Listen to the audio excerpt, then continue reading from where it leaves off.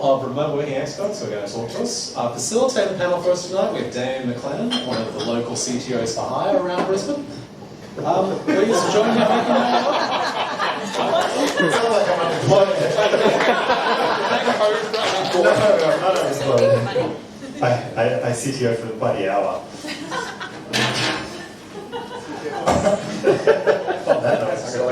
Yeah, leave that one well alone. I had a bunch of questions, but a lot of them got answered in these talks, which is a good problem and a bad problem. The good thing is a lot of the questions got answered. So I'm going to kick off with one that I'm going to describe to everybody around synchronous versus asynchronous comms. A lot of people talk about Slack. Slack can be used for good or evil, or Microsoft Teams. Are you even allowed to say Slack anymore? No, officially no. Officially no. Slack or Teams are very synchronous. I'm just going to ditch that because that's just cutting out. It's terrible. It was a try. Chris has it. Yeah, but there's another a sort of movement around more asynchronous comms, so tools like Twist, which is more about not harassing you with a notification every 30 seconds, going, you've missed something, you've missed something. How do you feel about that? Do you feel the pressure of like constant need to respond to things, or have you found ways to use those tools to give yourself some breathing room to actually concentrate and focus on work without getting sort of notification anxiety? So for us, when we think about Slack, we call that our asynchronous communication, which is kind of crazy. Yeah. So I think within our development Scrum teams, a lot of them have, and something that's been really important has been having team agreements for what the communication pattern is for that particular team. And most of them say that they prefer synchronous communication over asynchronous, and video sort of Zoom type calls and actually talking to each other rather than a Slack sort of asynchronous type communication. Anyone else? So, I am a part of a global team, and most of my colleagues, both in my immediate team and the greater part of my part of the organisation, are mainly North America based. We've got some in Europe as well. One of the things that we do is try to stick to how we structure our comms methods. And so, for example, the channels that we set up for that kind of chat communication is really important. We have a group chat for my immediate team. We have a water cooler channel for the bigger team where you can just talk about anything in there and it doesn't really matter. But then we have very specific channels, like a general channel and our announcements channel that have set purposes. One of the biggest challenges is getting people to thread conversations and hitting home to them that as a remote worker who's in such a different time zone, when I wake up in the morning, I go through and I check those messages. Now, I don't want to see a whole stream of stuff about the one thing you're all talking about. If you put that in a thread, I can skim past it if it's not relevant to me. And the other thing that we're educating people about is if it's something super important that you don't want people to miss, follow it up with an email. Like, by all means, use those channels to get the word out, but if you really want to make sure that people in your remote team don't miss something that's that important, send an email, because then I definitely will see it at some stage. Cool. Yeah, it's super interesting, because I was reading a blog about that the other day about Twist, because the remote working event or conference was recently on at Bali, and I saw people talking about it. And it looks super interesting. I think it depends on the culture of your team. So if, for instance, maybe you're working in a really reactive team, I see that being probably really beneficial. You're getting overwhelmed with a bunch of notifications. If you're working in maybe a proactive team, maybe not necessary, because you're set up so that these types of fires aren't attacking you all the time. And lucky for us at Six Pivot, all of our team are in Australia, so we don't have the time zone differences or anything like that. But I think it's super interesting, and I'm keen to look at it a little more. But I do think that it does depend if you're a proactive or a reactive team. Yeah. Everybody's how you go. Well, I mean, Mike, you've been using Slack for longer than most people. Yeah, so GIFs are a must. Yeah.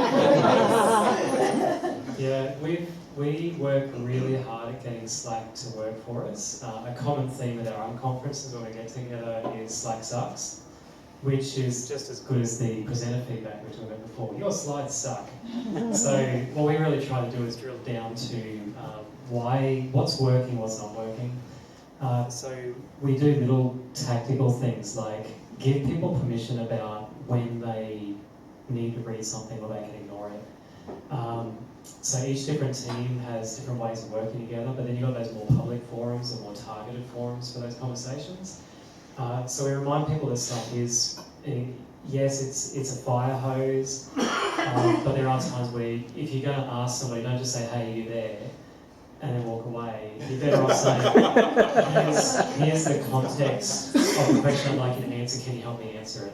And that way they can come back to it whenever they're back online and deal with it and help you out. So those ground rules go a long way. And then lots of little tactical tricks, like we use the, what are those things called? With statuses. We've got a status for focusing for 4 hours. And it tells everybody, as they're about to reach out to you, oh, they're focusing. I'll probably just be a bit kinder and either queue up a message because I know I can, or go ask somebody else because they need help now. And those kind of little things have taken away some of the friction, but we still have, the same problems that probably everybody else is experiencing at some different level. We just haven't given up yet. Excellent. Actually, you may as well hang on to the microphone for a minute. What's the optimal? You've sort of been doing this for a long time. What do you find? Do you have opinions on what the optimal work environment is for remote workers, particularly around engineering, given the managed engineers? Yeah, sure. This might sound a bit throwaway, but because we start with trust, what we're saying is that we trust you to make great decisions. And so we've been very clear about our priorities of work. So if a customer is having trouble, if they're waiting, okay, that's your first priority, help the customer. Second priority is collaborate with your team. Third priority is execute with clarity and focus. And so with those priorities, it makes that empowers a person to then go make a decision about where you work best. So as far as setting up an environment, as an engineer, I used to think that music and engineering had nothing to do with each other. Then I realised engineering is creative. And so for me personally, but all the engineers I worked with in my history that I remember really well, there is this creative endeavour. And so it depends on the work you're doing. Sometimes that's going to be around a whiteboard. Sometimes it's going to be getting away for a day or two together to focus on something. Sometimes it's going to be just let me ferret this out for myself. So we let our teams decide, we let individuals decide. So I guess that's, like I said, a bit of a throwaway statement. It's just we let people make up their own minds.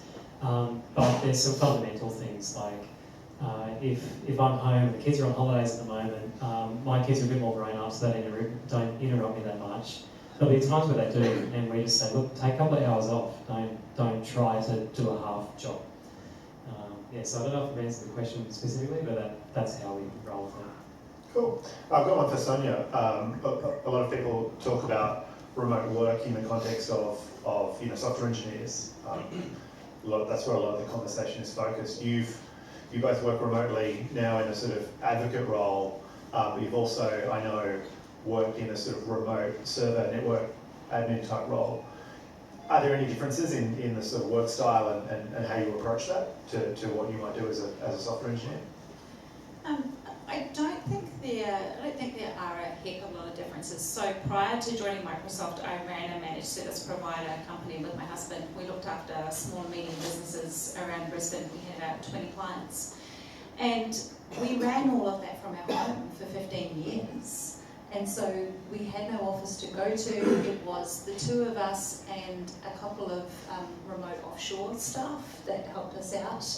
And the activities that we needed to do and the results we needed to achieve to make sure that our customers were happy were still very similar insofar as we didn't need to have a physical office space to go to achieve that. We needed to be putting our faces in front of our customers, one-to-one, often enough that they were happy, but not too often that it was annoying. And a lot of the admin type work that we did, and even the problem solving to an extent, we could do remotely. If it was still connected to the internet and we could connect to it, we did the majority of that work remotely, and it really did work. We kept in touch with the rest of our team the same way that I do at Microsoft or any other remote team does. So I don't think the disciplines are too different. It just does become tricky when, if they lose the internet, if the server's dead in the water and I can't, and it just won't, get any life into it, then that's the on-site Let's business. get in the car. Yeah. Awesome, thank you. I've got one for Rob. I'm going to come back to some stuff on that topic. One for Rob. You manage agile teams. How do you find managing agile work and agile teams in a remote environment? Is it different to doing it on site? Or how does agile work remotely? So I think, I guess first thing is we've thrown in an extra challenge by saying that we're really decentralized in our governance model. And so the management, it's not really management, it's kind of, I guess, helping to lead by doing. And so it's more actually, you need to make sure that you're communicating and working well with people as a way of trying to help the leadership happen. In terms of the agile side, it's pretty similar. So I think for me, agile boils down to a few practices that I think are really, really important. And then once you've got them, then the rest should follow. So as long as you're doing iterations, so you're doing bits of that you do 2-week sort of bits of work that give you feedback, and so doing then retrospectives, your processes are going to be improving, and you're going to end up with some sort of agile process that works well for your team. If you're doing those two things, and I think having daily stand-ups is really important as well. And if you've got those three things kind of happening, then I think you're in a better spot. I think the communication stuff you had, like popping up before, I think is really, really important for the agile practices generally, and then even more so for remote. So with your daily stand-ups, do you try to locate smaller teams in time zones, or do you try to do a stand-up across time zones? Yeah, we tried once with a bigger team that was very much across time zones, and that team didn't work. Trying to get the smaller teams time zone aligned as much as possible. Actually, there's one team, you can see Madeline at the back. Madeline has a terrible... She's saying lies! She's like, actually, hang on, Rob. I do stand-ups twice a day. Yeah, so Madeline does stand-ups lots, and it's the cross time zones. I think Madeline's awesome and is really flexible, and does the thing. That's another thing that's really important for like the geo distribution, is having people who are willing to do sometimes meetings at weird hours, and trying not to make them too weird is the key. But Yeah. So, question for Madeline. Come on down.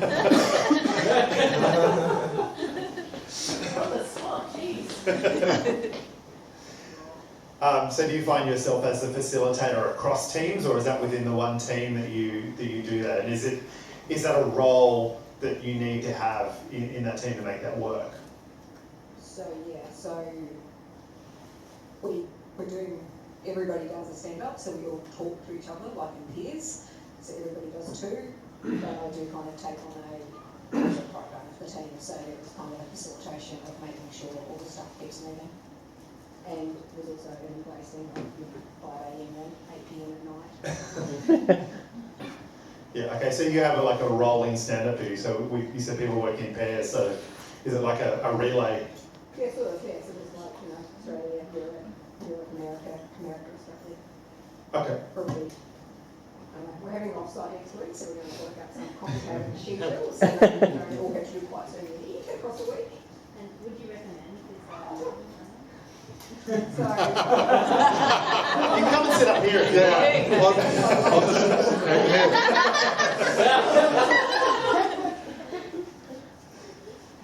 So, yeah, it kind of depends. So, I'm on a technical writing team, so I think that we probably really hard for a development team, so we kind of do work a bit more independently rather than all the same kind of stuff. So, I think that we can hear and not hear it's the right contributions as well.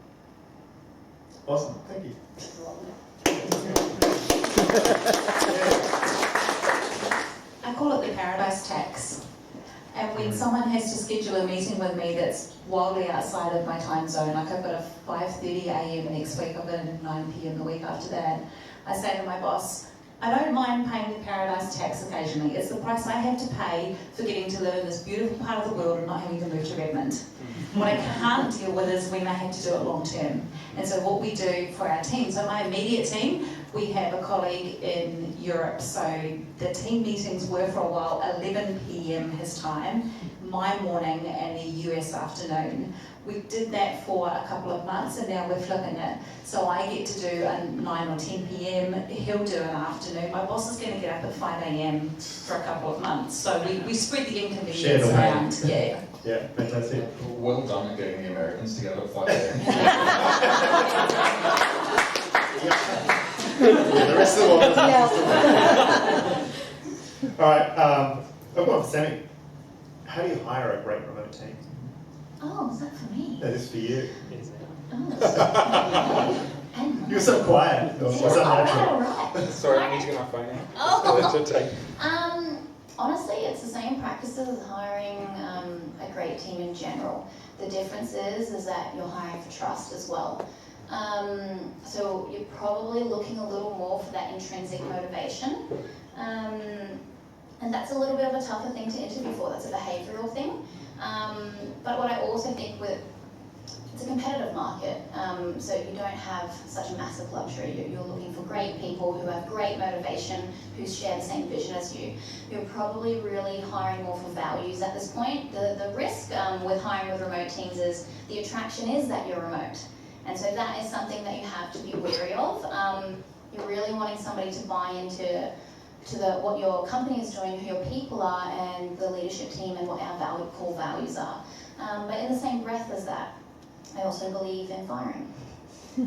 Yeah, I think not hiring somebody out of fear of mistrust or something like that could be detrimental to your hiring practices.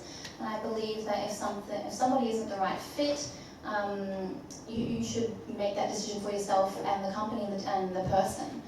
You shouldn't hold back on hiring out of fear. It's okay to let somebody go. Cool. Mike, I've got to sort of carry on from that. I was going to say +1. But Yeah. So how quickly do you fire? What's your take? Disable the login and it's done. Well, I have another opinion about how you exit people. That's a whole other conversation. We might leave that one for Yes, tonight. but there is a probation period, and that is a period for you and that person to find out if you're the right fit. And I think you should hire consciously with the best intent, not with a negative intent. And you want them to prove or come on the same table as you. And I think that coming in wholeheartedly with full trust, and if they reciprocate that trust, then it's a great match. And if they don't, that is okay. And then you make that move within that probation period.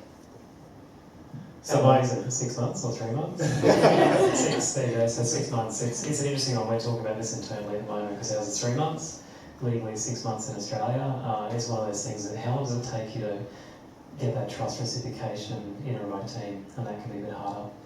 And if you don't know in 3 months, are you going to know in 6? Possibly not. It's an interesting discussion. Yeah. So Mike, you've done a lot, I know, of remote technical interviews. How do you handle that at Octopus? What challenges have you found? How would you do that differently from an in-the-room interview? Yeah, so we offer candidates the choice. If they're in Brisbane, we pretty much say let's do it face to face, because there are all those little things that you get, and it's better. We just want to put candidates at ease as much as we can. We want to see them on their best day. We're not trying to throw them off their balance. So we just apply the same thing to interviews over Zoom as well. So the process we use, we do a bit of pair coding together, and we get the candidate to do a presentation, and we debate with them a bit. So you can do all of that. It's like emulating the remote workplace, the same way we do it. So a screen share, VS Code's got some cool tooling inside it now to do pairing remotely without the need of screen share.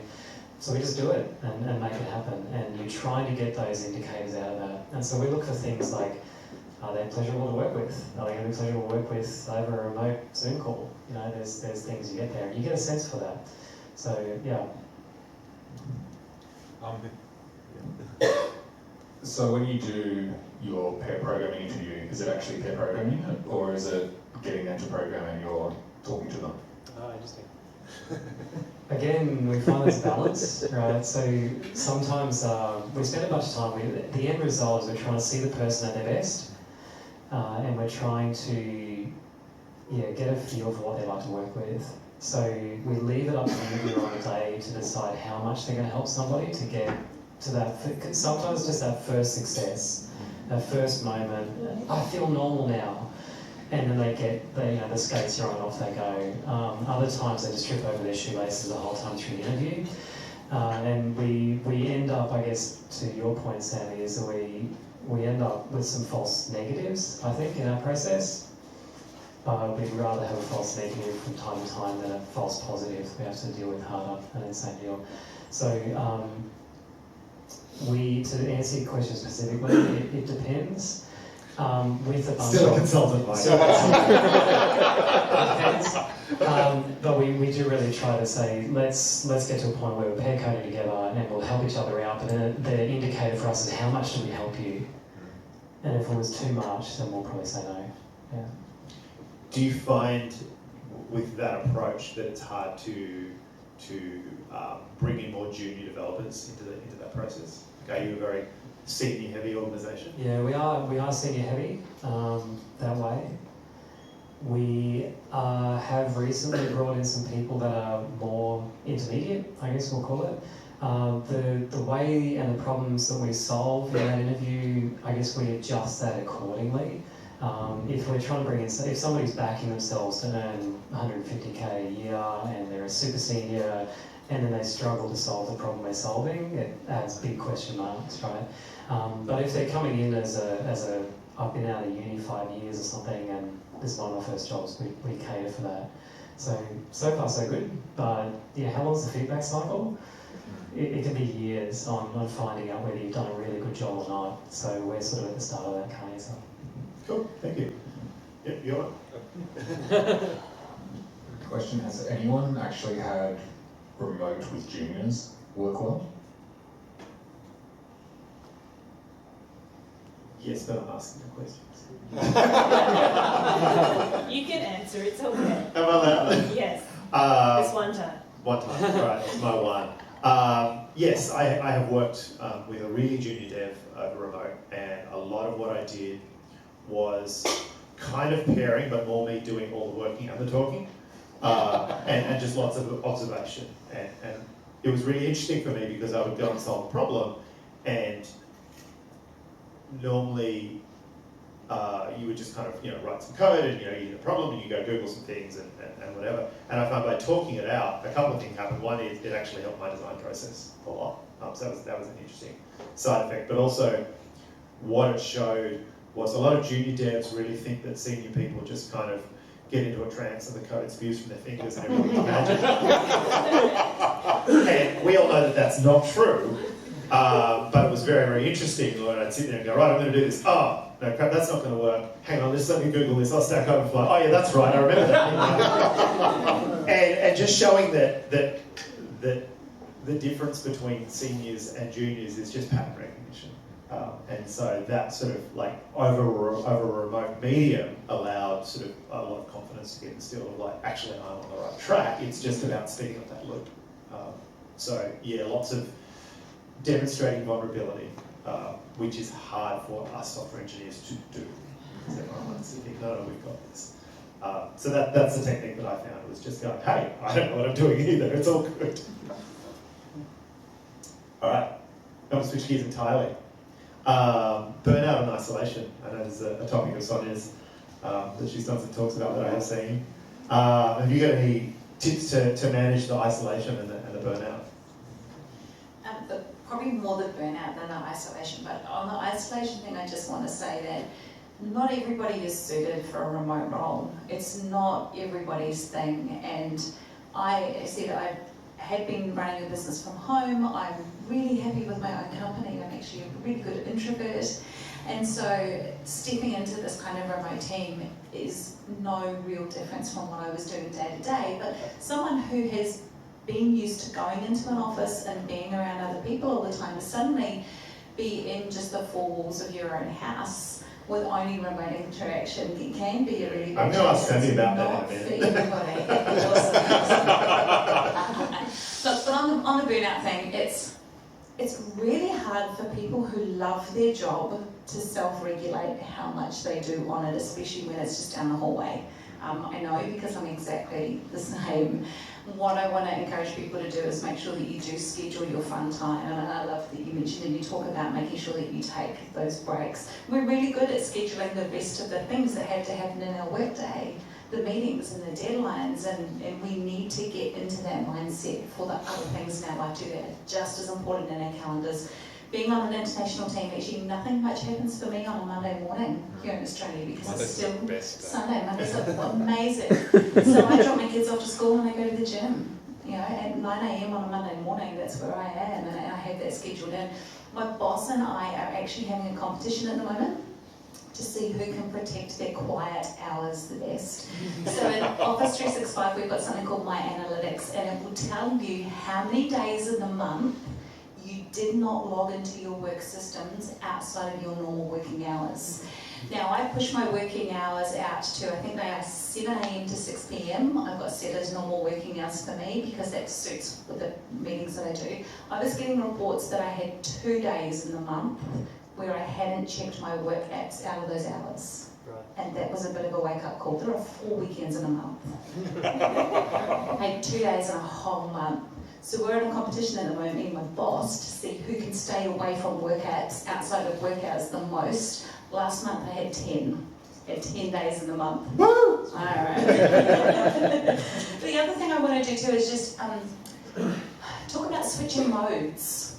You know, you don't always have an amazing day. We're human. Sometimes you can feel a little bit off your game. And what I've learned to do with the work that I do, and I'm fortunate that I'm not in a production, mission-critical, customer-facing team, is I've learned to do activities in my work that fit with how I'm feeling at the time. I had a cloudy day the other day. I just couldn't focus. I couldn't string 3 sentences together, and I had some blog posts and content I was supposed to be creating, and I knew that I was not on my game to do that. So I watched some recordings of some all-hands meetings, I did some online training, and I did some stuff where I could just sit there and absorb other than actually having to create anything from scratch. So if you've got the opportunity, just look at what you can do around the edges. It might not necessarily have been what you planned, but it's still on your to-do list, and it kind of suits more how you're going that day. Cool. Thank you. Sammy, quick one for you. Because I know you're a very bubbly people person. How do you deal with the remote thing, given that you are such a social animal? Oh, social animal. Yeah, I love remote because I love working. This is a bit embarrassing, but I love working. I can work forever. So remote working suits me great because I get to do all the things that I want to do, and I do it faster. And I really like that. My personality type is I don't like notifications. I like to read every email and have them actioned. I can't finish my day until they're all done. So that is really great because remote allows me to do that, and so that satisfies that need.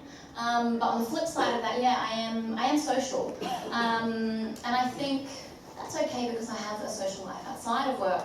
But I think the difference maybe for me as opposed to maybe the devs in my team is that devs work generally always in teams. You're messaging somebody every day on Slack or the Zoom call. There's always constant comms. You're always actually in a team. And for all of the time that I've worked remote, I'm generally the only person in my team. And so that is probably where my difference is to say to devs, I'm not generally communicating with somebody all the time. And so that can be a detriment for somebody if not recognised. And so I recognise that. No, I'm not actually in a team who I talk to every day. Even though I am, but I don't have a colleague like that, that we're solving a problem together. And so the way I circumnavigate that is I'm actually in a Slack channel of other people in similar roles. And we talk about the things that we're working on. That's really nice. And we bounce ideas there. And then I come We're very serious. This is a different group, but you too. You're up in there. But then I purposely come out. I I will come to events like meetups and things like that to keep myself social and, you know, get that human interaction, because, you know, I am really people focused and I love it. But I love working remote because I proper love working as well. Cool.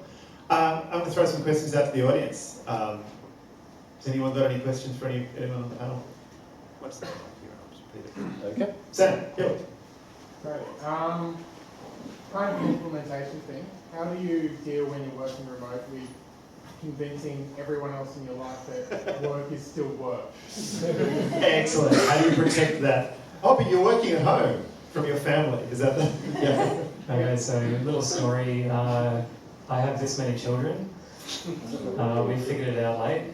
I live in the burbs and I had a 3-bedroom house, and so we made the house bigger. There you go, get a bigger house. The room that I work in is actually the ex-carport, ex-garage, my big kid, music room, turned into my kids' room, so my 2 biggest boys are in, that's where I work.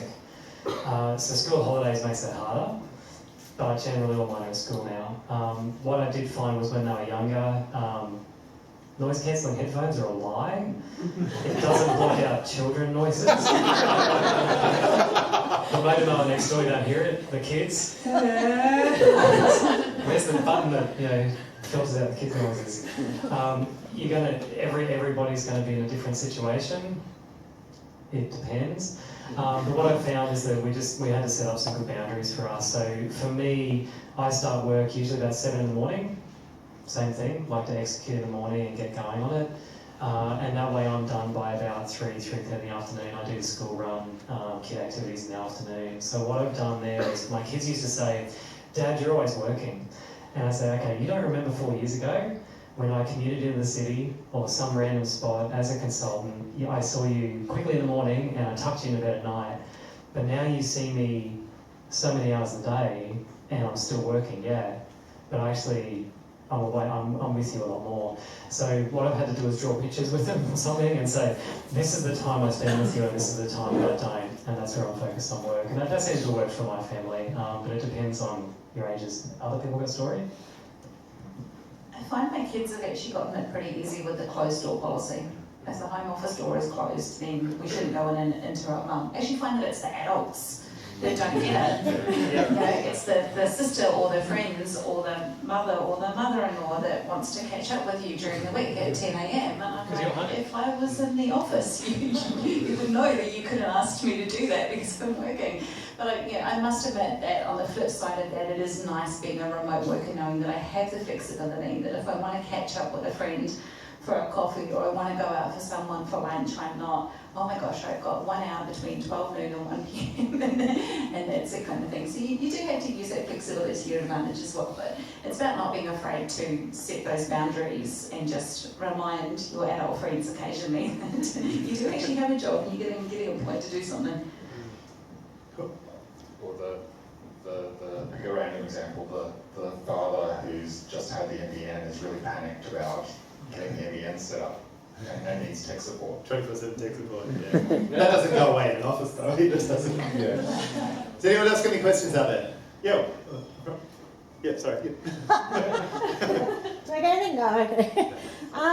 Rob, this is for you. I just want to know how you judge the emotional health of your company or your team through retrospectives constantly when you're away. Like sometimes you get feelings that there's something not right there, but you have to fix it. Everything's working okay, but emotionally there's something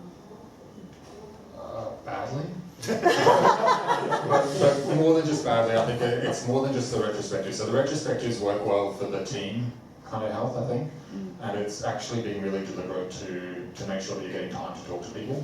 And so I don't, looking at the people here, not everyone I get to talk to all the time, but I think it's just making sure that encouraging, so I guess with the decentralized part of the culture as well, it's encouraging people to meet up one-on-one together and encouraging people to actually watch out for the health of the teams. And so we're not doing it well yet, but we're aware of it, and I think it's trying to put things in place that does get people specifically trying to watch out for the health of their smaller teams And I think that's the important thing, is that it does need to be more deliberate, I think, than in an office, because you can just kind of, I guess, walk the floors in an office. And so I think I spend more of my time, like I spend probably 8 hours a day at least on calls, except for Mondays. Mondays are great. But a lot of that will be, if I was in an office, I'd probably be just walking the floors a lot more. And so a lot of it ends up being you're doing a dedicated Zoom call to talk to someone. And as a part of that, is seeing how they're going and actually trying to connect on a real level, I think is the important thing. Cool. Thank you. Anybody else got any questions? Yeah, respond here. More of a comment than a question. I think that local teams... Every speaker's just like most feared phrase. I think local teams have got a lot to learn from remote teams, especially in the communication area, where being remote you're forced to make things explicit rather than relying on implicit assumptions and the availability of people locally. It makes you think about the other people, it makes you think about the roles other people are doing, and as I say, local people should think about other people as if they were possibly remote, and I think that would bring an awful lot of things to the culture of a lot of workplaces. Yeah, it certainly removes a lot of the crutches and shortcuts. Yeah. Yeah. Any other questions? Yep, Ben? Cool. How do you keep a good culture going when half the team is local? So you want to keep everyone, the communication's good and all your kind of agile ceremonies a certain way, but half your team is literally within 5 meters of you. What is That's it? about how to juggle the half local, half remote. Yeah, how to keep everyone a first-class citizen. Yeah. When you... Look, I'm going to tell you from scars that that's what we did. We pulled the Band-Aid off. We literally went through where this hybrid thing where some people really felt like they were in the hub and others felt truly excluded. And it took enough whinging from the truly excluded people to some degree for us to go light bulb moment. And that's when we did things, just experiments really, like shut the office. You know, make sure you book a meeting and then give people enough time to know that they can come to the meeting rather than just go, we're going to talk now. And it'll happen. So lots of these little things, we just built up habits around them. Now they feel natural, but back then it was just waking up and realising there was a couple of these problems and then eventually saying everyone's second class, then transitioning eventually to go, yeah, actually we are doing this first class, everybody's first class now, we're on even footing. Is that a bit too generic? It's not going to work. it certainly is. You're right in the sense that is the best way to do it. It's not an option in our particular team case in the short or medium term. Perhaps long term we can look at that, but not in the short or medium term, and that's where I'm after some more practical examples if there are any. What we have is we have a good culture, but I'm looking to always get better. There aren't any great ways to do it. One trick that I have seen is if you are going to do a meeting and some people are going to be remote, everybody does it. Everybody does it. From Zoom. Like that's an easy one that you can do, because then you don't have that, oh sorry, can you speak up? Like the little side conversations that happen. If you optimise for if everyone's on video, then it starts to level it out. And that works well. So it's also contract versus full-time in those sort of situations too, not just remote and not just remote. remembering that not everyone's there. Oh, one more question and then we're going to wrap it up. I'll just respond to that one quickly. Okay. One solution which I have been told works well is offering the remote people always on video, so that they can be on screen in the office, they can be seen to be a face in the office that's always there to talk to. Except for the 100 times they don't want to put their face on there. I also want to add But that becomes a culture problem. Yeah. Well, we've also found it really important to schedule some working time together as a team with people who are in Redmond and people who are remote. It's got a purpose. So we've got this meeting for an hour where we're tackling this problem, and it's not a software development problem, it's a problem that our team needs to come up with a strategy for or whatever. And we tend to fall into a trap of only communicating when we've got something to say or something to ask, or doing team meetings that have a specific agenda about what we want to talk about. And this kind of structure is more fluid to turn around and say, okay, let's talk about our audience, let's talk about the personas of the people that we're serving and the roles that we do, and book an hour just so that we can have the back and forth, we can work together as a team remotely and the people who are on site in Redmond, and trying to emulate something that you do when you would naturally get a bunch of people at a table or drag them into a meeting room to discuss that kind of problem. And it's something that we felt was missing after just running on messages and emails and structured team meetings. We really missed that opportunity to actually come together and just noodle things around for an hour. I'm not sure of the context of your question, if you're meaning that, you know, some of your team are all in an office or if the entire team is remote. But how it works at Six Pivot is we have our entire team remote, and we do have one fella in Adelaide. And the majority of our team is in Brisbane. And so that if we're talking about connectivity, for instance, so our team, we meet twice a year, and everybody flies into Brisbane, and that is a place for everybody to connect. But every so often, there's a fair few team in Melbourne as well, and then he can decide if he wants to come to the Melbourne one to meet everybody there. So I feel like because our team is truly remote, he's always included in all the stand-ups and things like that. He's never excluded. But if you're talking about a physical office here in this team, then yeah, those dynamics would be a little bit tougher to address. Thank you. I'm getting a wrap up. Matt, come on, you've been quiet all night. One more from Matt.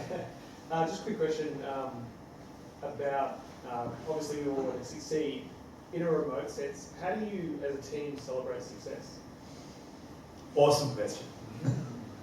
Great question. Yeah, I think a recognition culture is really important.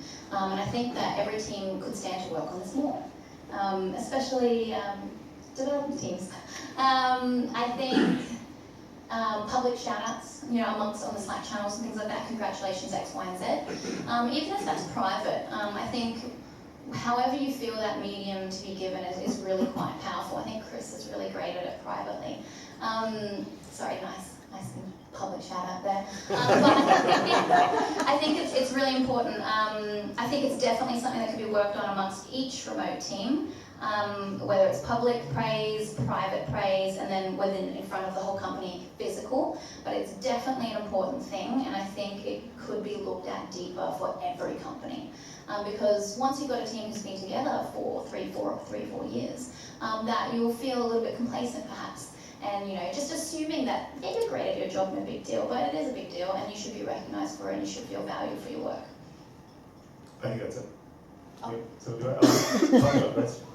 So another concrete practice that we do is we have a weekly stand-up bot on Slack, and it has a series of questions. And none of them are like normal stand-up questions about like what your job function is. So one of them is like, what did you do over the weekend? What did you do outside of work? What have you been learning lately? So a book or an article or something. Another one is just some sort of weird question of the week, like would you, if you had a superpower, would it be invisibility or flying? You know, like just those sort of weird questions so you get to know people. And then the final one that's optional, that's really valuable, is name someone give someone some actual feedback, some positive feedback and some praise.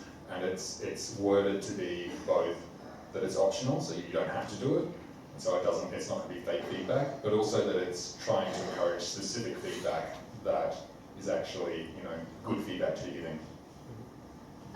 We have a wins channel where people are actually encouraged to post something that they've done that's good, so everybody can give them a pat on the back, or you can post somebody else's win. But we really are trying to foster a culture of this working out loud, of you as a remote worker knowing that it's okay to actually say, hey, I did this good thing, and people then can give you that, you know, the opportunity to put the reactions on it, which is really good. The thing that we haven't solved that Microsoft tries to do is more, how do you bring remote workers in to celebrate team wins? That's the hardest one.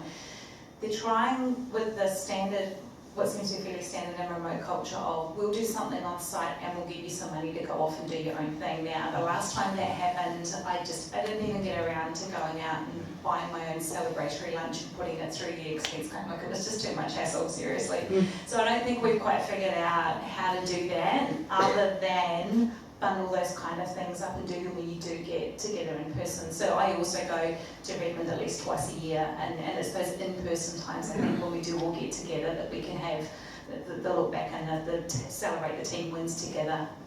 I saw one company recently that had a sort of anniversary of the company, and they were completely distributed. So they sent everybody a gift, and they basically unwrapped the gift together on a video call and then talked about it, their reaction to it, which I thought was cute.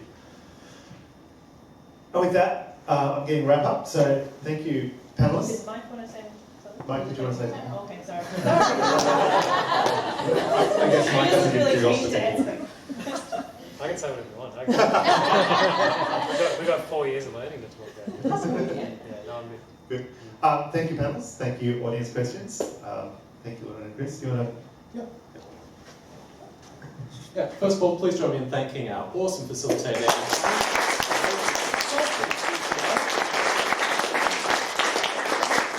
And please join me in thanking our speakers, Rob Dawson from Pegasus, Sonia from Microsoft, Sammy Herder from Six Pivot, and Mike Noonan from Octopus